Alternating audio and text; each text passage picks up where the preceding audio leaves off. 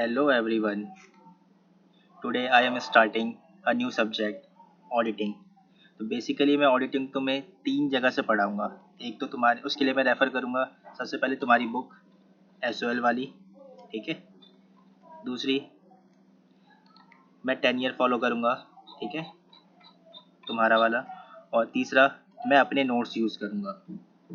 तो जहाँ से जो कंसेप्ट ईजिली समझ में आ जाएगा मैं वो चीज़ यूज़ करूंगा तुम्हें पढ़ाने के लिए और बेस्ट वे से तुम्हें समझाने की कोशिश करूंगा। बट कुछ वीडियो की लिमिटेशंस हैं। पहली चीज़, वीडियो घर पे रिकॉर्ड हो रही है तो नॉइस कैंसिलेशन आ सकता है, ठीक है, तो एडजस्ट कर लेना। मुझे वीडियो एडिटिंग वगैरह नहीं आता प्रॉपर, तो मैं एडिट नहीं कर सकता। मैं डायरेक्ट रिकॉर्ड कर रहा हूँ और रिकॉर्ड करके तुम्हें सेंड कर दूंगा, ठीक है। तो लिमिटेशंस है वीडियोज़ की, उसे समझना due to corona virus. Otherwise तो क्लास रेगुलर होती, वो भी फेस टू फेस। तो चलिए शुरू करते हैं।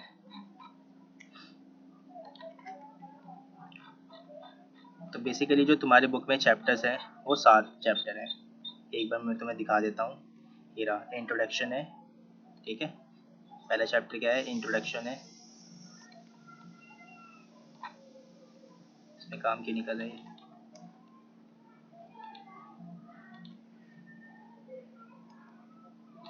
इंट्रोडक्शन है। दूसरा internal check and internal control है, ठीक है। 3 टॉपिक है इसके अंदर, इंटरनल चेक, इंटरनल ऑडिट और इंटरनल कंट्रोल। उसके बाद तुम्हारा तीसरा चैप्टर है ऑडिट प्रोसेस। चौथा है वाउचिंग। पांचवा वेरिफिकेशन। छठा कंपनी ऑडिट है और सातवां appointment, power, duties, liabilities of the auditor. तो बेसिकली जो इसमें इंपॉर्टेंट चैप्टर है एक तो ये है, ठीक है। दूसरा तुम्हारा ये है और जो तीसरा है वो तुम्हारा ये है, इंट्रोडक्शन। इनसे हर बार एक क्वेश्चन पक्का आता है, ठीक है। और इन दो टॉपिक से, मतलब आते तो सभी टॉपिक से हैं, बट बेसिकली जो मैंने ये 3 चैप्टर लगाए हैं, ठीक, ये इंपॉर्टेंट है, इनसे हर साल क्वेश्चन आता है। तो हम शुरू करते हैं चैप्टर नंबर 1। तो चैप्टर नंबर 1 है जिसका नाम है इंट्रोडक्शन। तो सबसे पहले ये बात करता है ओरिजिन का, ओरिजिन ऑफ ऑडिट, कि ऑडिटिंग का जन्म कैसे हुआ था। तो मैं तुम्हें एक बार दिखा देता हूँ ऑडिट का जन्म कैसे हुआ था, ठीक है, ओरिजिनेशन। अब देखो, the word audit is originated from the word audire. ये वर्ड जो निकला था वो ऑडायर वर्ड से निकला था, जिसका मतलब होता है to hear. In the olden days auditor used to hear the account prepared by accountant and from there opinion. क्या करता था पहले ऑडिटर, जब शुरू शुरू में ऑडिट आया था तो उस समय ना जो भी अकाउंट्स वगैरह बनाए जाते थे अकाउंटेंट के द्वारा, तो उस अकाउंटेंट ने जो अकाउंट्स बनाए हैं उसको वो चेक करता था। मतलब अकाउंटेंट बताता था मैंने ये काम ऐसे करा है, ये काम ऐसे करा है, ये काम ऐसे करा है, और वो उस चीज़ को सुनता था और सुन के गलतियाँ निकालता था। तो पहले क्या नाम है, फिजिकली चेक नहीं किया जाता था, ओरली चेक किया जाता था, ठीक है। तो पहले ये होता था, बट धीरे धीरे करके जैसे जैसे इसकी रिक्वायरमेंट बढ़ती चली गई इसको चेंज किया गया और फिर इसे रिटर्न में चेक करना स्टार्ट कर दिया गया, ठीक है। फिर emergence of audit in a world, कि ऑडिट का जन्म वर्ल्ड में कैसे हुआ इसके बारे में देखते हैं। तो ये इसका जन्म जो हुआ था वो कब हुआ था, 1844 में हुआ था। एक मिनट, ठीक है। इसका जन्म कब हुआ था, 1884 में हुआ था।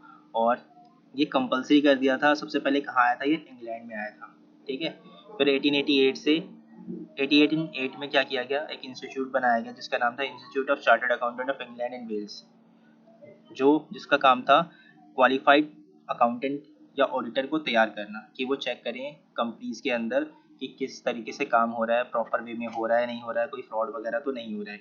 तो उनका काम होता था कि एक क्वालिफाइड ओपिनियन को तैयार करना। जैसे इंडिया के अंदर institute of chartered accountant of India है, वो एक क्वालिफाइड ऑडिटर, एक क्वालिफाइड चार्टर्ड अकाउंटेंट को प्रिपेयर करता है ताकि वो ऑडिटिंग, अकाउंटिंग, ठीक है, और भी बाकी फाइनेंशियल सर्विसेज दे सके। तो इसी तरीके से इंग्लैंड में स्टार्ट किया गया था, जिसका काम था ऑडिटिंग वर्क को संभालना। फिर इंडिया के अंदर इसका जन्म कैसे हुआ, ठीक है, ऑडिट का जन्म कब हुआ, मतलब कब आया इंडिया के अंदर, तो 1914 में इंडिया में आया था। और कब आया था, जब 1913 का कंपनीज एक्ट क्रिएट हुआ था उस समय से आया था। और ये मैंडेटरी था, मतलब हर एक कंपनी को कंप्लाई करना ही करना था।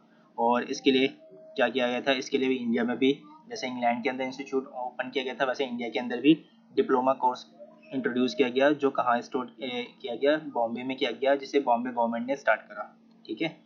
ये कब की बात है, 1913 की बात चल रही है। तो जो कोर्स स्टार्ट करा उसका नाम था डिप्लोमा इन अकाउंटेंसी। और ये वो बंदे होते थे जो कहते थे चेकिंग करते थे इंडिया के अंदर कि जो अकाउंट्स वगैरह बनाए गए हैं वो प्रॉपर है या नहीं है। फिर जैसे ही इंडिया आज़ाद हो गया 1947 में, तो उसके बाद 1 जुलाई 1949 में फॉर्म किया गया आईसीआई को, institute of chartered accountant of India, जो क्या करता था, क्वालिफाइड ऑडिटर तैयार करता था इंडिया के अंदर। ठीक है, जिसे हम शॉर्टकट में सीए एक्ट भी कहते हैं, 1949 कहते हैं, मतलब कंपनीज एक्ट 1949। नेक्स्ट टॉपिक है फ्रेमवर्क ऑफ ऑडिट। अरे फ्रेमवर्क ऑफ ऑडिट समझने से पहले ना कुछ चीज़ें बताना चाहता हूँ मैं। जैसे एक कंपनी होती है, ठीक है, तो कंपनी के अंदर दो टाइप के लोग होते हैं, एक तो कंपनी को बनाने वाले और एक कंपनी को चलाने वाले। ठीक है, मतलब एक कंपनी के मालिक, दूसरे जो कंपनी को चला रहे होंगे। तो जो कंपनी को चलाते हैं उन्हें हम कहते हैं मैनेजमेंट। ठीक है, अलग अलग नामों से जाना जाता है उन्हें, बोर्ड ऑफ डायरेक्टर्स भी कहते हैं, ठीक है, बोर्ड भी कहा जाता है उसे, और मैनेजमेंट भी कहते हैं। और जो कंपनी के मालिक होते हैं उसे शेयर होल्डर कहते हैं, ठीक है, या फिर मेंबर कहते हैं। तो कंपनी के अंदर दो टाइप के लोग होंगे, एक तो वो मालिक हैं, ठीक है, और एक वो जो उस कंपनी को चला रहे हैं। तो बेसिकली कंपनी के अंदर इनको बांटा क्यों गया है कि जैसे देख लो, एग्जाम्पल के रूप में, अगर जो कंपनी के मालिक हैं, जो शेयर होल्डर होते हैं, तो कंपनी के अंदर एक दो शेयर होल्डर तो होते नहीं है। ठीक है, अगर कोई पब्लिक कंपनी है तो उसमें 1000, 2000, लाख, 2 लाख, बहुत सारे शेयर होल्डर होते हैं। तो अगर वो सब कंपनी के मालिक हुए, तो अगर वो अपनी अपनी मन की चलाएंगे तो फिर तो कंपनी चलने से रही। ठीक है, वो कहेगा ये करो, फिर अगला बंदा कहेगा ये करो, वो कहेगा ये करो, तो यहाँ पे क्या होगा, आपस में कॉन्फ्लिक्ट हो जाएगा और कंपनी सही तरीके से चल नहीं पाएगी। इस वजह से क्या होता है, इस वजह से ये जो शेयर होल्डर होते हैं वो अपॉइंट करते हैं किसी डायरेक्टर्स को, ठीक है, बोर्ड को और मैनेजमेंट को, और उनका काम क्या होता है, उनका काम होता है उस कंपनी को चलाना। ठीक है, वो चलाते हैं, जो भी उनका बिजनेस होता है उससे रिलेटेड जो भी डिसीजंस होते हैं वो लेते हैं, और उसके बेसिस पे वो बिजनेस चलता है। ठीक है, और जब पूरे साल वो काम करते हैं तो काम करने के बाद उन्हें एक रिपोर्ट बनाना होता है जिसे हम कहते हैं फाइनेंशियल स्टेटमेंट, जिसके अंदर क्या क्या आता है, आपका बैलेंस शीट आता है, प्रॉफिट एंड लॉस अकाउंट आता है, ठीक है, प्रॉफिट एंड लॉस अकाउंट आ गया, बैलेंस शीट आ गया, कैश फ्लो आ गया, और भी जो नेसेसरी डॉक्यूमेंट होंगे वो आते हैं इसके अंदर। ठीक है, तो ये डॉक्यूमेंट वगैरह बनाते हैं। अब देखो यहाँ पर कंपनी के मालिक है शेयर होल्डर, और कंपनी के अंदर जो काम कर रहे हैं, मतलब जो कंपनी को चला रहे हैं, वो कौन से लोग हैं, ये डायरेक्टर्स वगैरह, मैनेजमेंट वगैरह हैं। ठीक है, तो अब हो सकता है कि ये लोग ना कंपनी के अंदर फ्रॉड कर दें, मतलब कोई ऐसी ट्रांजेक्शन है जो हुई ना हो और वो दिखा दिया, या जो कंपनी के नाम पे कोई चीज़ परचेज करा और वो खुद यूज़ कर रहे हैं, ये मैनेजमेंट के लोग, तो ना फ्रॉड हो सकता है। यहाँ पर फ्रॉड अगर होगा तो अब ये एम्प्लॉय जो कंपनी के मालिक है उनको कैसे पता चलेगा कि फ्रॉड हुआ है या नहीं हुआ है, तो क्योंकि वो कंपनी में तो है नहीं। ठीक है, तो क्योंकि उन्होंने कंपनी की सारी जिम्मेदारी इन लोगों को दे रखी है, तो उस केस में क्या होगा, वो एक अपॉइंट करते हैं एक इंडिपेंडेंट पर्सन को, जो क्या करता है, चेक करता है जो भी काम इस मैनेजमेंट ने किया होगा। ठीक है, जो भी काम इस मैनेजमेंट ने किया होगा उसके काम को वो चेक करता है। ठीक है, तो जो चेक करता है उस चेक को हम कहते हैं ऑडिट। ठीक है, यहाँ से इस चीज़ को हम कहते हैं ऑडिट, कि जो इंडिपेंडेंट बंदा आके जो उन्होंने फाइनेंशियल स्टेटमेंट बनाए हैं, ये जो फाइनेंशियल स्टेटमेंट बनाए होंगे किसने बनाए होंगे, मैनेजमेंट ने, उसकी चीज़ की चेकिंग कर रहा है। ठीक है, तो चेकिंग करना कहलाता है ऑडिट, और जो बंदा इस चीज़ को चेक करता है वो कहलाता है ऑडिटर। ठीक है, तो जो बंदा चेक करेगा वो कहलाएगा ऑडिटर, चेकिंग को कहेंगे ऑडिट, और ये जब लगातार होता रहेगा तो इसे हम कहेंगे ऑडिटिंग। ठीक है, ऑडिटिंग कहलाता है। अब यहाँ पे ऑडिटर करता क्या है, ऑडिटर बेसिकली करता क्या है यहाँ पर, वो इंश्योर करता है कि जो फाइनेंशियल स्टेटमेंट मैनेजमेंट ने बनाया है वो प्रॉपर फाइनेंशियल रिपोर्टिंग फ्रेमवर्क के हिसाब से बनाया नहीं बनाया। ये फाइनेंशियल रिपोर्टिंग फ्रेमवर्क क्या है, मतलब अकाउंट्स के अंदर आपको ना अकाउंटिंग प्रिंसिपल्स फॉलो करने होते हैं, अकाउंटिंग स्टैंडर्ड्स कहते हैं जिसे हम। ठीक है, अकाउंटिंग स्टैंडर्ड्स होते हैं कैश फ्लो को यानी इन्वेंट्री को किस तरीके से रिकॉर्ड करना है, डिस्क्लोजर किस तरीके से देना है, फिक्स एसेट्स को किस तरीके से डिस्क्लोज करना है, तो इनकी अकाउंटिंग स्टैंडर्ड्स होती हैं। उसके अंदर सारे रूल्स एंड रेगुलेशंस दे रखे होते हैं, उसी को आप फॉलो करते हो।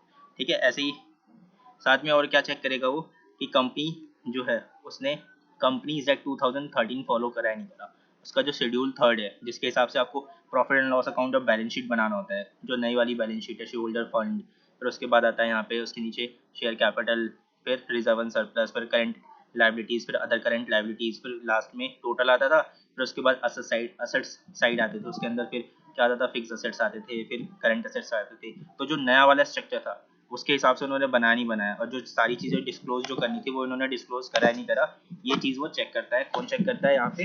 ऑडिटर। फिर उसके बाद आता है, उसके साथ मुझे ये भी चेक करना होता है कि जो भी ट्रांजेक्शन उन्होंने रिकॉर्ड करे वो ट्रू एंड फेयर व्यू दे रहे हैं नहीं दे रहे, मतलब जो भी अमाउंट उन्होंने इस बुक्स ऑफ अकाउंट में दिखाया है वो करेक्ट है या नहीं है, मतलब जो भी चीज़ रिकॉर्ड करी है उसकी फैक्टनेस को चेक करना। हो सकता है उन्होंने मान लो 1 लाख का सामान परचेज कराओ, ठीक है, 1 लाख का सामान परचेज कराओ, बट उन्होंने क्या करा, दिखाया 90,000 का, ठीक है, सॉरी गलत बोल दिया मैंने, 1 लाख का सामान परचेज करा है, दिखाया उन्होंने 1,20,000 का, मतलब ज़्यादा दिखा रहे हैं बुक्स ऑफ अकाउंट में। और जो 20,000 रुपये जो एक्स्ट्रा दिखाया वो उससे क्या होगा, कंपनी का खर्चा बढ़ जाएगा, ठीक है। तो उन्होंने क्या करा, वो 20,000 रुपये कंपनी से ले लिया और अपने बेनिफिट में यूज़ कर लिया। तो इस तरीके से फ्रॉड वगैरह करते हैं। तो चेक करना कि जितना उन्होंने बुक्स ऑफ अकाउंट में दिखाया है उतना रियल में खर्च हुआ भी है या नहीं होना, इन सारी चीज़ों को चेक करता है कौन? ऑडिटर चेक करता है, ठीक है। और ट्रू एंड फेयरनेस कहता है ये, तो in accordance with the legal regulations, और वो जो उसके जो लीगल रिक्वायरमेंट है उनको फुलफिल करा नहीं करा, मतलब जैसे कोई भी चीज़ है, फॉर एग्जांपल उन्होंने ले रखा है बैंक से लोन 10 लाख का, बट उन्होंने दिखाया है कि हमने 5 लाख रुपए पे कर दिए, जबकि रियल में देखा हमने कि 5 लाख क्या उन्होंने एक पैसा भी पे नहीं करा है, ठीक है। उन्होंने क्यों दिखाया था? ताकि उन्हें नया लोन मिल जाए, कि इस वजह से उन्होंने दिखा दिया था कि 5 लाख रुपए हमने पे कर दिए। तो वो सारी चीज़ों को आप चेक करोगे कि जो वो इन्फॉर्मेशन हमें दे रहे हैं वो करेक्ट है या नहीं है, करेक्टनेस ऑफ द फैक्ट, और दूसरी चीज़ कि वो लीगल रिक्वायरमेंट के हिसाब से है या नहीं है, रूल्स एंड रेगुलेशन को कंप्लाई कर रहे हैं नहीं कर रहे, ये सारी चीज़ों को चेक करना होता है, ठीक है। ये सारी चीज़ें वो चेक करता है। कौन चेक करता है? ऑडिटर। उसके बाद क्या करता है वो? उसके बेसिस पे ओपिनियन देता है कि ये जो फाइनेंशियल स्टेटमेंट है वो ट्रू एंड फेयर है या नहीं है, जो भी लीगल रिक्वायरमेंट थी वो फुलफिल हो रही है या नहीं हो रही है, इस सभी चीज़ों के ऊपर वो क्या देता है? अपना ओपिनियन देता है। और जहाँ पे वो ओपिनियन देता है उस चीज़ को हम कहते हैं ऑडिटर्स रिपोर्ट, ठीक है। इस ऑडिटर्स रिपोर्ट के अंदर वो ओपिनियन देता है। उसके बाद नेक्स्ट टॉपिक है डेफिनेशन ऑफ ऑडिट। ये इंपॉर्टेंट टॉपिक है, ठीक है, यहीं से सारा कॉन्सेप्ट स्टार्ट होता है। नाम क्या है? Definition of audit. कि ऑडिट की मीनिंग क्या है हम ये देखेंगे, ठीक है। तो ऑडिट क्या होता है? Audit is an independent examination.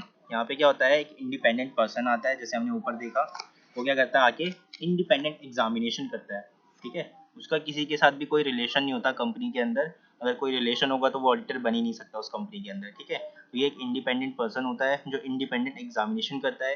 Examination किस चीज़ की करता है? हमने देखा था ऊपर, किस चीज़ की करता है? फाइनेंशियल स्टेटमेंट की, मतलब फाइनेंशियल इन्फॉर्मेशन की, ठीक है। फाइनेंशियल इन्फॉर्मेशन में क्या आएगा? वही बैलेंस शीट आएगा, प्रॉफिट एंड लॉस अकाउंट आएगा, और भी बाकी जो नेसेसरी डॉक्यूमेंट होंगे वो आएंगे, ठीक है। ऑफ एनी एंटिटी, कोई भी एंटिटी हो उसका करता है, वेदर प्रॉफिट ओरिएंटेड और नॉट, चाहे उसने प्रॉफिट कमाया हो उस साल के अंदर या ना, ठीक है। इररिस्पेक्टिव ऑफ इट्स साइज, चाहे उसका साइज कैसा भी हो, वो कंपनी बड़ी हो, छोटी हो, मीडियम साइज की हो, किसी भी प्रकार की कंपनी हो, उसका वो करता है, ठीक है। When such an examination is conducted with a view to expressing an opinion, और वो ऑडिटर क्यों चेकिंग करता है इन सब चीज़ों की? जैसे हमने ऊपर देखा था कि वो ताकि ना बता पाए उस कंपनी के शेयर होल्डर को या मेंबर्स को कि जो कंपनी के अकाउंट्स है वो क्या दे रहे हैं, ट्रू एंड फेयर है या नहीं है।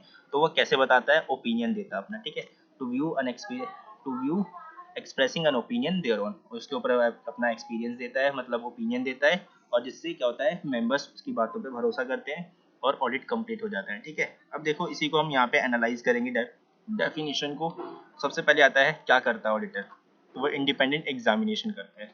किस चीज़ की एग्जामिनेशन करता है? फाइनेंशियल इन्फॉर्मेशन की एग्जामिनेशन करता है, ठीक है।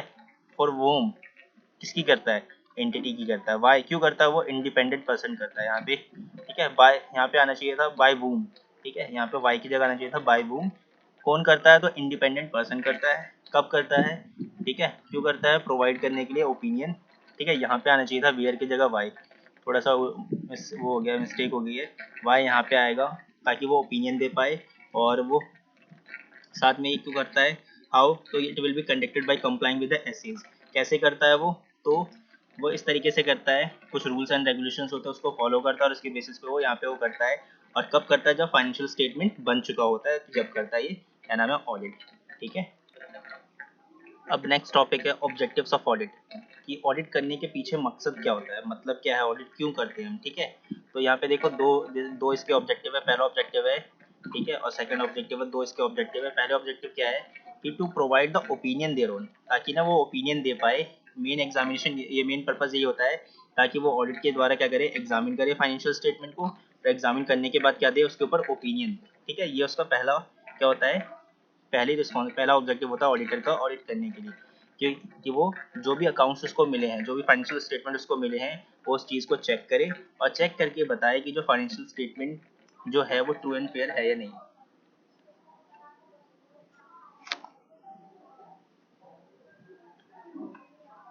ठीक है,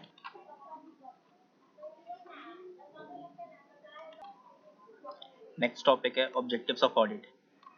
ऑब्जेक्टिव्स ऑफ ऑडिट को दो पार्ट में बांटा गया है, एक तो primary objective and secondary objective. Primary objective क्या होता है ऑडिटर का, कि वो चेक कर पाए कि जो फाइनेंशियल स्टेटमेंट है, ठीक है, वो सही है या नहीं है, और उसके बेसिस पे क्या करे, वो अपना ओपिनियन दे। ठीक है, और जो लाइबिलिटी वगैरह, मतलब जो भी फ्रॉड वगैरह होता है ना, फ्रॉड और एरर वगैरह होता है, उसकी मेन रिस्पॉन्सिबिलिटी तो देखा जाए तो मैनेजमेंट की होती है। बट अगर मैनेजमेंट फ्रॉड करने चाहता है यहाँ पर, मतलब उसका इंटेंशन ही यही है कि वो फ्रॉड करे। ठीक है, फॉर एग्जांपल मान लो रिस्पॉन्सिबिलिटी मैनेजमेंट की है, बट मैनेजमेंट में कोई एक ऐसा बंदा है जो चाहता है फ्रॉड करे और वो फ्रॉड करता है, तो उस केस में क्या होगा, यहाँ पर ऑडिटर की रिस्पॉन्सिबिलिटी बन जाती है कि वो उस चीज़ को चेक करे। ठीक है, ठीक है, वो चेक करे, डिटेक्ट करे और उसको अगर सही हो सकता है तो उसे सही करवाए उस फ्रॉड और एरर को। ठीक है, और अगर मान लो कोई फ्रॉड हुआ है या होने के चांसेस है या मतलब ऐसा लगता है आपको कि हो चुका है और ना उसके बारे में आपको कोई शक होता है, तो उस केस में ना आप अपने प्रोसीजर को बढ़ा सकते हो। मतलब अगर कोई काम है चेक कर, वो चेक हो सकता है 10 दिन में मान लो। ठीक है, और आपको लगता है कि अगर इसमें फ्रॉड है, मतलब आप जब चेक कर रहे थे आपको कुछ ना ऐसी इंटेंशन आई, मतलब ऐसे कुछ डॉक्यूमेंट मिल गए जिससे आपको ये लगने लगा कि नहीं यहाँ पे कुछ फ्रॉड है और ये चीज़ चेक करनी पड़ेगी दोबारा से, तो आप क्या कर सकते हो, अपने प्रोसीजर को बढ़ा सकते हो और ज़्यादा टाइम लेके उस चीज़ को चेक कर सकते हो। ठीक है, और अगर मान लो एक बार फ्रॉड डिटेक्ट हो गया, तो उस इसमें कहता है कि आपको ना इसके बारे में बताना पड़ेगा किस किस को। सबसे पहले तो मेंबर को बताओ जिसने आपको अपॉइंट करा है, दूसरा मैनेजमेंट को बताओ जिसने ये फ्रॉड करा है। ठीक है, उसको बताओ तुमने फ्रॉड करा है या तुम्हारे किसी एक क्या नाम है मेंबर ने, मतलब मैनेजमेंट के किसी एक पार्ट बंदे ने फ्रॉड करा है, और साथ में सेंट्रल गवर्नमेंट को भी बताओ इसके बारे में, अगर 1 करोड़ से ज़्यादा का फ्रॉड हुआ होगा तो इन सभी लोगों को आपको इसके बारे में बताना होगा बेसिकली। ठीक है, अब नेक्स्ट आता है कि ऑडिट कौन कर सकता है, मतलब अगर कोई इंडिपेंडेंट बंदा है जो ऑडिट कर सकता है, तो वो बनेगा कौन ऑडिटर, मतलब कौन है इंडिया के अंदर जो ऑडिटर बन सकता है। ठीक है, तो यहाँ पे कहता है, हमने देखा था इंडिपेंडेंट पर्सन बन सकता है, तो अब सवाल ये आया कि इंडिपेंडेंट पर्सन होगा कौन। ठीक है, तो इंडिपेंडेंट पर्सन बनेगा कौन, तो ऑडिटर क्या, ऑडिटर कौन होगा, जो चार्टर्ड अकाउंटेंट होगा। ठीक है, जिसने सीए कर रखा हो प्लस उसके पास वैलिड डिग्री हो प्रैक्टिस की, यानी शॉर्ट फॉर्म में कहा जाए तो सीओपी होना चाहिए। सीए प्लस सीओपी अगर आपके पास है तो आप क्वालिफाई होकर जाओगे ऑडिटर बनने के लिए। ठीक है, तो आप क्या बन जाओगे, उस मतलब किसी भी कंपनी के अंदर ऑडिटर बनना चाहोगे तो आप क्वालिफाई हो, आप ऑडिटर बन सकते हो उस कंपनी का। ठीक है, तो ये है क्वालिफाइड ऑडिटर बनने। देखो अब तक हमने क्या क्या पढ़ा, हमने सबसे पहले पढ़ा ओरिजिन ऑफ ऑडिटिंग, कैसे ऑडिट का जन्म हुआ, इंडिया में कब आया, वर्ल्ड में कब आया। ठीक है, कहाँ से उसका जन्म हुआ, कौन सा वर्ड था वो पढ़ा हमने। फिर उसके बाद डेफिनेशन हमने ऑडिट की देखी। ठीक है, फिर उसके बाद हमने क्या देखा, उसके बाद हमने देखा, अभी तक ये देखा, उसके बाद ऑब्जेक्टिव्स देखे हमने। ठीक है, कि उसके पीछे उसका क्या ऑब्जेक्टिव होता है वो देखा हमने। अब हम पढ़ेंगे कुछ चीज़ें इसके अंदर जो इंपॉर्टेंट है। पहले जो इंपॉर्टेंट चीज़ें हैं चैप्टर नंबर 1 में पहले वो पढ़ा देता हूँ मैं, उसके बाद बाकी जो बचेगा वो कराऊंगा तुम्हें। ठीक है, तो सबसे पहले हम देखेंगे, ये ऑब्जेक्टिव हमने कर लिया, ऑब्जेक्ट ऑफ द ऑडिट ये पढ़ लिया हमने। अब देखो हम कुछ चीज़ें और करेंगे। सबसे पहले आ जाओ डिफरेंस पे आ जाते हैं हम। ठीक है, जो डिफरेंस होगा ऑडिटिंग और अकाउंटिंग के बीच में क्या डिफरेंस है पहले हम वो देखेंगे। तो ऑडिट और अकाउंट के बीच में हमें डिफरेंस देखना है। सबसे पहले आ जाओ मीनिंग पे। ठीक है, कि ऑडिट और अकाउंट की मीनिंग क्या होगा।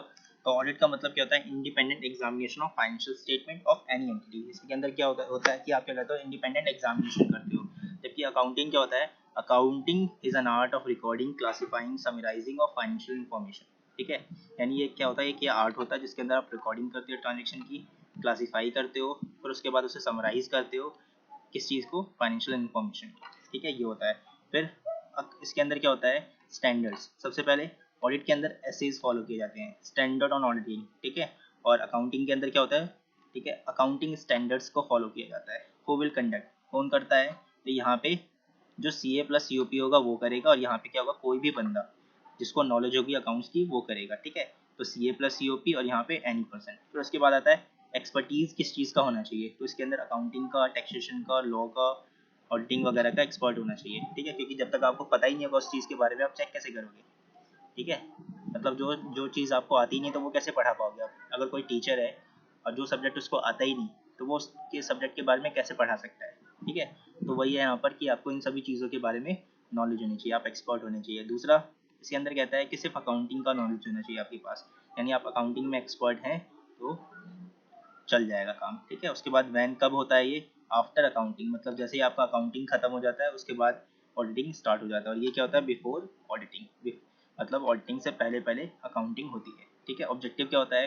टू एक्सप्रेस एन ओपिनियन, और यहाँ पे क्या होता है? To record the financial positions. ठीक है, यहाँ पे क्या होता है कि आप चेक मतलब रिकॉर्ड करते हो अपने मतलब अकाउंटिंग के अंदर क्या करते हो आप? अपनी ट्रांजेक्शन वगैरह जो भी करा उस चीज़ को रिकॉर्ड करते हो। और यहाँ पे क्या होता है मेन पर्पज़ कि आप ओपिनियन देना चाहते हो कि जो भी फाइनेंशियल स्टेटमेंट में रिकॉर्ड हुआ है वो ट्रू एंड फेयर है या नहीं, मतलब वो करेक्ट है या नहीं है। मेन पर्पज़ आपका ये होता है। अब इसी में नेक्स्ट टॉपिक क्या है? Audit and investigation. ठीक है, अब हम वही देखेंगे ऑडिट एंड इन्वेस्टिगेशन के बीच में डिफरेंस क्या है। ऑडिट एंड इन्वेस्टिगेशन, तो ऑडिट का मतलब क्या होता है? वही सेम यहाँ पे जो हमने ऊपर पढ़ा, इंडिपेंडेंट एग्जामिनेशन ऑफ, तो होता है किसका? फाइनेंशियल इन्फॉर्मेशन का ऑफ एनी एंटिटी। और यहाँ पे क्या होता है? क्रिटिकल और in depth examination of any information and fact. मतलब अगर मान लो कोई ऐसी इंफॉर्मेशन है जिससे ना डाउट हो रहा है कंपनी को, तो वो इन्वेस्टिगेशन करवा सकती है। तो यहाँ पे क्रिटिकल और इन डेप्थ एग्जामिनेशन होता है किसी भी इंफॉर्मेशन का और किसी भी फैक्ट का। ठीक है, यहाँ पे ये ऑडिट कौन कर सकता है? जो CA प्लस COP होगा। यहाँ पे कोई भी कंडीशन नहीं दे रखा, मतलब कोई भी कर सकता है, नॉट प्रिस्क्राइब, मतलब इसके लिए कोई भी क्वालिफाइड बंदा अपॉइंट नहीं किया जाता है, कोई भी कर सकता है, जिससे जो भी कंपनी को फिट लगेगा उसको अपॉइंट कर सकता है। यहाँ पर हु विल ऑर्डर, कौन देता है ऑर्डर ऑडिट करने का? यहाँ पे मेंबर देता है या फिर बोर्ड ऑफ डायरेक्टर, और यहाँ पे कौन देगा? बेसिकली मैनेजमेंट या फिर गवर्नमेंट। ठीक है, उसके बाद ओरिएंटेशन किस चीज़ का चाहिए? मेंबर्स का। यहाँ पे किसका चाहिए? जिसने आपको अपॉइंट करा है उसका।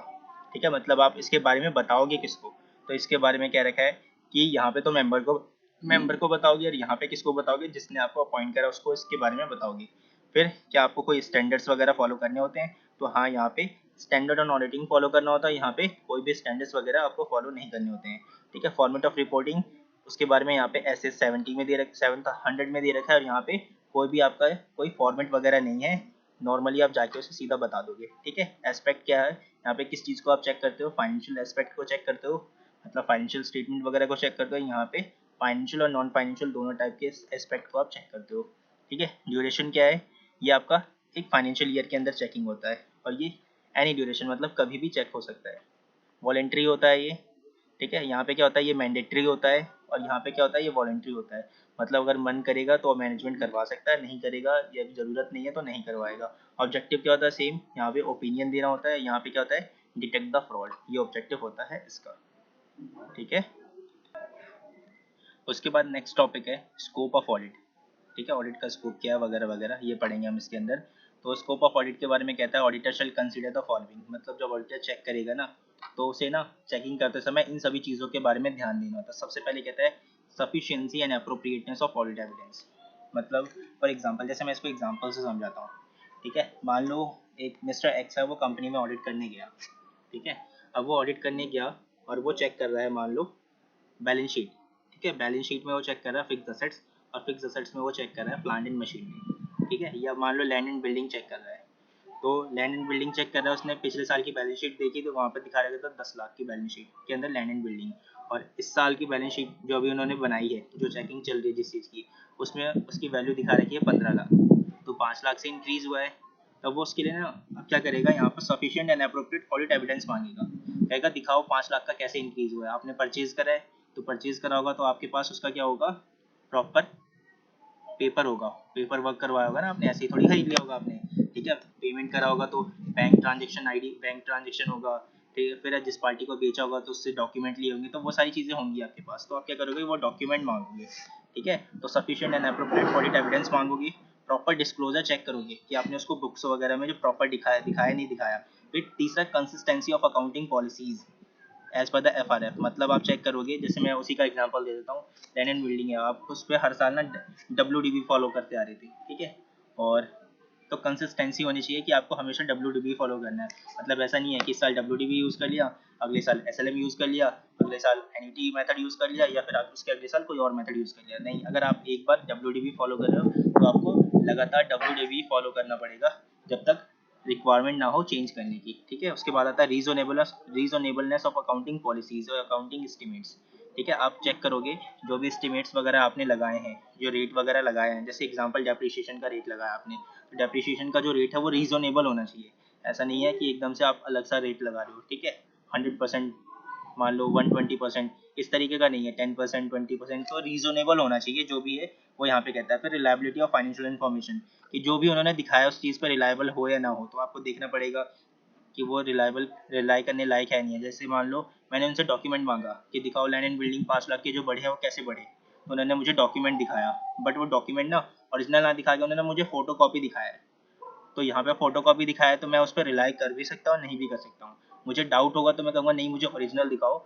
ये हो सकता है तुमने प्रिंट आउट करके इसमें चेंज वगैरह करके दिखा दिया हो, किसी और का डॉक्यूमेंट है और आप मुझे दिखा रहे हो, क्योंकि ये फोटो कॉपी है, फ्रॉड वगैरह हो सकता है। तो आप क्या करोगे, वहाँ पे ओरिजिनल डॉक्यूमेंट मांगोगे, ठीक है। अप्रोप्रिएटनेस ऑफ, ठीक है, terminology use in financial statement, और बहुत सारी जो बाकी जो चीज़ें हैं जो रिक्वायरमेंट होगी वो सारी चीज़ें आप क्या करोगे, चेक करोगे। ये होता है इस ऑडिटिंग के अंदर, स्कोप ऑफ ऑडिट के अंदर आएगा, ठीक है। फिर in case any matters which fall outside the professional expertise, मतलब मान लो कोई ऐसी चीज़ है जिसको आपको चेक करना है और आपको ना उसके बारे में कोई नॉलेज नहीं है, प्रोफेशनल नॉलेज नहीं है उस चीज़ के बारे में, ठीक है। तो आप क्या कर सकते हो, किसी थर्ड पार्टी को अपॉइंट कर सकते हो जिसको उसके बारे में नॉलेज होगा, जैसे हम कहेंगे एक्सपर्ट, और उससे क्या करोगे, आप इन्फॉर्मेशन लोगे और उसके बेसिस पे उस चीज़ को चेक करोगे। जैसे एग्जांपल देता हूँ, ठीक है। मान लो केमिकल फैक्ट्री है, और केमिकल फैक्ट्री है, जैसे मान लो पेट्रोलियम वाला है, ठीक है। तो पेट्रोलियम फैक्ट्री है, वहाँ पे देखोगा बहुत बड़े बड़े टैंक होते हैं जिसके अंदर पेट्रोल स्टोर होके होता है। अब मुझे क्या पता उसके अंदर कितना लीटर पेट्रोल आता होगा, ठीक है। उसकी कॉस्टिंग कैसे निकालते होंगे, कैलकुलेशन कैसे होता होगा, मुझे है ही नहीं नॉलेज, ठीक है। तो अब मुझे नॉलेज नहीं है, अगर मैं करने भी जाऊँगा तो सही तरीके से नहीं कर पाऊंगा। तो मैं क्या करूँगा उस केस में, और जो प्रोफेशनल होगा, जो एक्सपर्ट होगा इस चीज़ का, उसे अपॉइंट करूँगा, उससे नॉलेज लूँगा, और उसके बाद वो जो इन्फॉर्मेशन देगा और जो मैनेजमेंट ने इन्फॉर्मेशन दी है मुझे, उसको मैच करूँगा। अगर मुझे कोई डिफरेंस आएगा तो मैं उनसे पूछूंगा इसके बारे में, ठीक है। और अगर वहाँ पे कोई डिफरेंस आया उसके बावजूद भी अगर मैं सेटिस्फाई नहीं हो पाया, तो मुझे लगेगा कि हाँ यहाँ पे फ्रॉड हुआ है, और इस चीज़ को मैं क्या करूँगा, रिपोर्ट कर दूंगा अपने मैनेजमेंट रिपोर्ट, सॉरी फाइनेंशियल कह रहा हूँ मैं, ऑडिट रिपोर्ट के अंदर मेंशन कर दूंगा, ठीक है। इसी तरीके से finally the auditor should provide an opinion on the true and fair view of the financial statement, ठीक है। एक्सपर्ट से ओपिनियन लेगा, और कोई भी चीज़ उसे लगती है कि यहाँ पे फ्रॉड वगैरह हुआ है तो उसके बारे में क्या करेगा, वो अपना ओपिनियन दे देगा फाइनेंशियल स्टेटमेंट के ऊपर, ठीक है। ये सारी चीज़ें हैं। तो ये था, अगला टॉपिक है aspect to be covered in audit. इसमें क्या कहते हैं कि एस्पेक्ट के अंदर क्या क्या आएगा, कि आप क्या करते हो ऑडिट के अंदर। तो आप क्या करते हो, सबसे पहले यानी बहुत सारी चीज़ें करते हो आप चेक करते हो अरिथमेटिक, ठीक है, और accuracy of the transaction, validity, authenticity, मतलब जो ट्रांजेक्शन है प्रॉपर रिकॉर्ड हुए नहीं हुए, ठीक है, उसे ऑथोराइज किसने करा, अपने लिमिट के अंदर ही रहकर उसने ऑथोराइज करा है नहीं करा, ये सारी चीज़ें चेक करते हो। फिर आप चेक करते हो कि जो एक्सपेंसेस थे कैपिटल और रिवेन्यू नेचर के थे, उसे प्रॉपर्ली आपने सेग्रीगेट करा नहीं करा, ठीक है। फिर उस चीज़ का एग्जिस्टेंस, वैल्यूएशन एंड डिस्क्लोजर आपने करा नहीं करा। फिर लायबिलिटीज़ वगैरह जो है उसको वेरीफाई करोगे आप। फिर आप चेक करोगे कंपनीज के इंटरनल कंट्रोल सिस्टम को, ठीक है। और लास्ट में बाकी जो ट्रांजेक्शन है उसकी अरिथमेटिकल एक्यूरेसी चेक करोगे। ये सारी चीज़ें आप क्या करते हो, ऑडिट के अंदर करते हो। मतलब कुल मिला के आप क्या क्या चेक करते हो, बहुत सारी चीज़ें चेक करते हो। जैसे ट्रांजेक्शन रिकॉर्ड हुआ तो जिस पार्टी को रिकॉर्ड करना चाहिए था उसी ने नहीं करा है नहीं करा, जितना अमाउंट से करना चाहिए था उसने उतने अमाउंट से करा नहीं करा, ठीक है। फिर कैपिटल नेचर का था तो उसे कैपिटल में दिखाया नहीं दिखाया, रिवेन्यू नेचर का था तो उसे क्या नाम है, कैपिटल नेचर का था तो उसे बैलेंस शीट में दिखाया नहीं दिखाया, अगर रिवेन्यू नेचर का था तो उसे प्रॉफिट एंड लॉस अकाउंट में दिखाया नहीं दिखाया, ठीक है। इंटरनल कंट्रोल सिस्टम कैसा है कंपनी का, फिर जो ट्रांजेक्शन दिखाया उसकी अरिथमेटिकल एक्यूरेसी चेक करी नहीं करी, ये सारी चीज़ें आप क्या करते हो इसके अंदर चेक करते हो, ठीक है। तो ये सारे एस्पेक्ट है जो ऑडिट के अंदर आप करते हो। उसके बाद नेक्स्ट टॉपिक है टाइप्स ऑफ एरर, ठीक है। टाइप्स ऑफ एरर, अब इसमें सबसे पहले आता है क्लैरिकल एरर, ठीक है। इसके अंदर सबसे पहले क्या आएगा, error of omission, error of commission, ये 12th में पढ़ा होगा तुम लोगों ने, ठीक है। Error of omission, error of commission. उसके बाद आएगा यहाँ पे एरर ऑफ प्रिंसिपल्स और कॉम्पनसेटिंग एरर। मैं ज़्यादा एक्सप्लेन नहीं करूँगा क्योंकि ये पढ़ रखा है तुम लोगों ने, ठीक है। नहीं पढ़ा हो तो एक बार पढ़ लेना, बता देता हूँ मैं थोड़ा सा इसको बस ऊपर ऊपर से। एरर ऑफ ओमिशन में क्या होता है कि एरर ऑफ ओमिशन में क्या होता है, ट्रांजेक्शन इज कम्प्लीटली और पार्शियली रिकॉर्ड ही नहीं करा होता आपने, ओमिट कर गया, मतलब उसे रिकॉर्ड करना ही भूल गए, या तो पार्टली रिकॉर्ड नहीं करा या तो फुल्ली रिकॉर्ड नहीं करा है। कैसे हो सकता है, जैसे मान लो आपने दो अकाउंट, किसी भी ट्रांजेक्शन का दो इफेक्ट पड़ता है, किसी दो जगह अकाउंट में जाता है वो, एक जगह डेबिट होगा एक जगह क्रेडिट होगा, ठीक है। तो या तो आपने एक जगह रिकॉर्ड कर दिया दूसरी जगह रिकॉर्ड नहीं करा, या आपने दोनों जगह ही रिकॉर्ड नहीं करा, ठीक है, ना डेबिट करा ना क्रेडिट करा, तो वो जो उस टाइप का जो एरर होगा वो कहलाएगा एरर ऑफ ओमिशन, ठीक है। सेकंड आता है error of commission. Error of commission में क्या होता है, आपने गलत अमाउंट से रिकॉर्ड कर दिया या गलत बुक्स ऑफ अकाउंट के अंदर रिकॉर्ड कर दिया, तो वो कहलाता है एरर ऑफ कमीशन, ठीक है। उसके बाद थर्ड आता है यहाँ पर एरर ऑफ प्रिंसिपल्स, मतलब रिवेन्यू नेचर का जो खर्चा था आपने उसे कैपिटल नेचर का दिखा दिया, और जो कैपिटल नेचर का खर्चा था उसे रिवेन्यू नेचर का दिखा दिया, मतलब प्रिंसिपल गलत आपने शो कर दिया, रिवेन्यू को आपने कर दिया कैपिटल, कैपिटल को आपने कर दिया रिवेन्यू, तो वो कहलाता है आपका प्रिंसिपल एरर। फिर आता है कॉम्पनसेटिंग एरर, मतलब एरर तो हुआ था बट ना उस एरर ने किसी और ट्रांजेक्शन के साथ ना कॉम्पनसेट कर दिया, मतलब एक जगह 10 रुपये से मुझे ना क्रेडिट करना था, ठीक है, और एक जगह मुझे 10 रुपये से डेबिट करना था, तो अब यहाँ पे क्या करा मैंने, डेबिट और क्रेडिट तो करा बट किसी और के नाम से हो गया, कॉम्पनसेट हो गया एरर, तो एरर तो नहीं हो पाया वहाँ पर क्योंकि वो कॉम्पनसेट हो गया, तो इस टाइप के एरर को हम कहते हैं कॉम्पनसेटिंग एरर, ठीक है, जिसने एरर को कॉम्पनसेट कर दिया, तो कॉम्पनसेटिंग एरर कहलाता है यहाँ पर। उसके बाद देखो उसके अलावा भी कुछ एरर आते हैं, डिटेक्शन ऑफ एरर, कि ऑडिटर को क्या करना होता है, ये इस टाइप के जो एरर्स होते हैं उन सभी को ना क्या करना होता है, डिटेक्ट करना होता है ऑडिटर को। पढ़ते हैं इसको एक बार, रुक जाओ। तो देखो डिटेक्शन ऑफ एरर, ठीक है, बेसिकली होता क्या है ये कि जैसे कंपनी होती है तो कंपनी के अंदर ना मैनेजमेंट की रिस्पॉन्सिबिलिटी होती है कि वो सारे बुक्स ऑफ अकाउंट वगैरह मेंटेन करे, ठीक है, तो बुक्स ऑफ अकाउंट वगैरह मेंटेन करे, सारी चीज़ों को चेक करे और उसके बाद रिकॉर्ड करे। बट अगर मान लो मैनेजमेंट का ही इंटेंशन है फ्रॉड करने का, ठीक है, और उन्होंने फ्रॉड कर दिया, या मान लो यहाँ पे वर्ड लिखा हुआ है एरर, ठीक है, यहाँ पे एरर एरर और फ्रॉड के बीच में पहले मैं डिफरेंस बताता हूँ। एरर का मतलब होता है कि गलती से गलती हो गई, ठीक है, फ्रॉड का मतलब होता है इंटेंशनली आपने उस चीज़ को गलत करा है, मतलब वहाँ पे आपने फ्रॉड करने का आपका मकसद ही था, तो फ्रॉड का मतलब क्या होता है, जो इंटेंशनली किया गया हो किसी काम को, और एरर का मतलब होता है कि गलती से वो काम हो गया हो, ठीक है। तो डिटेक्शन ऑफ एरर के बारे में क्या है कि अगर मान लो मैनेजमेंट ने कोई फ्रॉड मतलब कोई गलत काम कर दिया और वो उसे डिटेक्ट नहीं कर पाए, तो बाद में क्या होगा, जब ऑडिटर चेक करेगा तो उसकी रिस्पॉन्सिबिलिटी है कि अगर कोई एरर वगैरह हुआ हो तो मैनेजमेंट को बताए इसको सही करने के लिए, ठीक है, और मैनेजमेंट की रिस्पॉन्सिबिलिटी बनती है कि उस एरर को क्या करे, वो सही करे, और सही करके जो फाइनेंशियल स्टेटमेंट जो ट्रू है उसको सही तरीके से रिप्रेजेंट करे, ठीक है। तो ये होता है डिटेक्शन ऑफ एरर। तो आप क्या कर सकते हो, उसे अलग अलग लेवल पे अलग अलग ट्रांजेक्शन को चेक कर सकते हो, ठीक है। तो ये होता है डिटेक्शन ऑफ एरर। अब आ जाओ नेक्स्ट टॉपिक जो है, ठीक है, ये ज़्यादा इंपॉर्टेंट नहीं है, जो ज़्यादा इंपॉर्टेंट नहीं है मैं उसे स्किप कर रहा हूँ, बस तुम्हें ओवरव्यू दे रहा हूँ उस टॉपिक के बारे में। उसके बाद आता है यहाँ पर फ्रॉड में बी 3 टाइप। अब जो होगा ना फ्रॉड फ्रॉड जो होगा वो बेसिकली 3 टाइप का होगा। अभी हमने ऊपर पढ़ा एरर के बारे में, अब आएगा फ्रॉड के बारे में, ठीक है। तो फ्रॉड का मतलब क्या होता है, जो इंटेंशनली कराओगे हो, तो इंटेंशनली आप बेसिकली जो भी कोई फ्रॉड करेगा ना तो 3 जगह फ्रॉड करता है बेसिकली। पहला, misappropriation in cash, cash के अंदर हेरा फेरी करेगा, ठीक है, कैसे करेगा, omitting to enter any cash he has received, मतलब कुछ भी उसे कैश मिला है, मान लो कंपनी को पैसा मिला है और रिकॉर्ड करने वाला मिस्टर एक्स है, कंपनी को पैसा तो मिल गया बट उसने रिकॉर्ड नहीं करा और वो पैसा घर ले गया, मतलब अपनी जेब में डाल लिया उसने, ठीक है। दूसरा क्या है, entering less amount but he has actually received, जितना भी अमाउंट मिला उससे उसने कम दिखाया, मान लो 10,000 रुपये मिले, सेल्स हुए 10,000 रुपये मिले, उन्होंने दिखाया कि 8,000 की सेल हुई है, 2,000 जो मिला है उसे वो क्या कर गया, घपला कर गया वो, ठीक है, इस तरीके से। तो मिस अप्रोप्रिएशन कर सकता है वो कैश के अंदर। दूसरा आता है मिस अप्रोप्रिएशन ऑफ गुड्स, ठीक है, गुड्स के अंदर उसने मिस अप्रोप्रिएशन करा है, जैसे गुड्स मान लो खराब नहीं हुए तो उसने खराब दिखा के यूज़ कर लिया, ले गया वो, या मान लो 10,000 यूनिट गुड्स आए थे, उसने रिकॉर्ड कर दिया 12,000 यूनिट गुड्स आए हैं, सॉरी 8,000 यूनिट गुड्स आए हैं, और बाकी जो 2,000 यूनिट्स थे वो ले गया अपने पास, ठीक है। और तीसरा क्या होगा, fraud in manipulation of accounts, accounts के अंदर हेरा फेरी करी और वहाँ से क्या हो गया, पैसे वगैरह निकाल लिया, तो इस तरीके से वो कर सकता है, हेरा फेरी करके फ्रॉड कर सकता है। तो बेसिकली वो 3 जगह से फ्रॉड कर सकता है। पहला क्या करेगा, मिस अप्रोप्रिएशन इन कैश करेगा, दूसरा करेगा मिस अप्रोप्रिएशन ऑफ गुड्स करेगा, तीसरा करेगा फ्रॉडुलेंट मैनिपुलेशन ऑफ अकाउंट्स करेगा, ठीक है। तो बेसिकली वो 3 जगह क्या करेगा, फ्रॉड करेगा, और एरर को कहीं भी हो सकता है, ये था टॉपिक, ठीक है। उसके बाद देखो अब यहाँ पे आता है auditor's duty with regard to detection and prevention of fraud and error, कि ऑडिटर की क्या ड्यूटी बनती है detection of fraud, prevention of error वगैरह के लिए, ठीक है। तो सबसे पहले ऑडिटर की जो ड्यूटी है ना कि वो क्या करे, अपने एस को कंप्लाई करे, जो भी अकाउंट स्टैंडर्ड ऑन ऑडिटिंग होता है उसको फॉलो करे, और उसके बेसिस पे अगर उसे कोई एरर और फ्रॉड मिलता है, ठीक है, तो एरर अगर फ्रॉड मिलता है तो उस एरर और फ्रॉड को क्या करे, वो उसे मैनेजमेंट को बताए, जो हमने थोड़ी देर पहले देखा था कि अगर एरर या फ्रॉड मिलता है तो क्या करे, उसे सही करवाए, ठीक है। और अगर फ्रॉड का अमाउंट ज़्यादा होगा ना तो उस केस में क्या करेगा, हमने पढ़ा था अगर 1 करोड़ से ज़्यादा का फ्रॉड होगा तो उस केस में सेंट्रल गवर्नमेंट को उसके बारे में बताए, फिर मैनेजमेंट को उसके बारे में बताए और साथ में शेयर होल्डर को उसके बारे में बताए।